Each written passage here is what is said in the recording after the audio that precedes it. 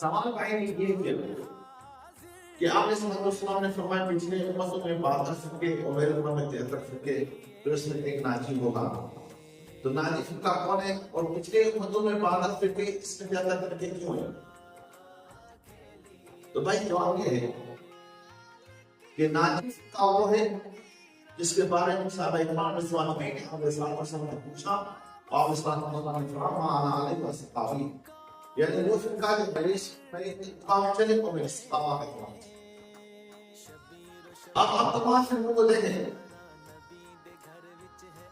کوئی ایک دو منکر قرآن ہے، ایک منکر حدیث ہے، وہ منکر قرآن اور میں دیکھ رہا ہوں، ایک منکر حدیث قرآن حدیث ہے، حدیث کی ایک منکر صحابہ اور صحابہ کو نہیں مانتا، ایک وہ ہے جو صحابہ کو مانتا نہیں کرتا ہوں. تو آپ تمام فرقوں کا جائزہ لیجیے،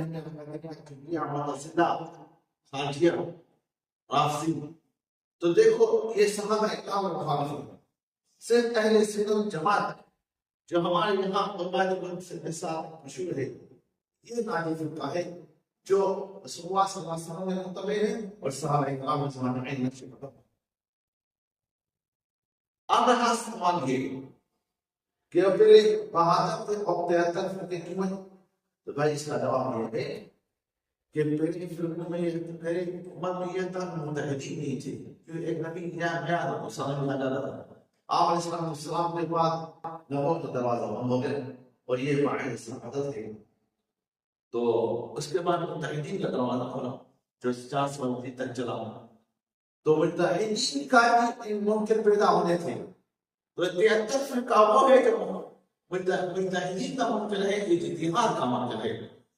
اور اتحاد وہ چیز ہے جو روز اول سے تیاری ہے اور قرآن سے ثابت ہے، رسول اللہ صلی اللہ علیہ وسلم ثابت ہے اور صحابہ اکرام صلی اللہ علیہ وسلم کے افعال و اقوال سے ثابت ہے. سمجھ میں نہیں؟ یہ جو 73 فرقہ بنا یہ منکر متحدین کے لیے بنا جو ہے اتحاد کا منکر ہو. اس کے ساتھ ہی اور کوئی سوال کرنا ہو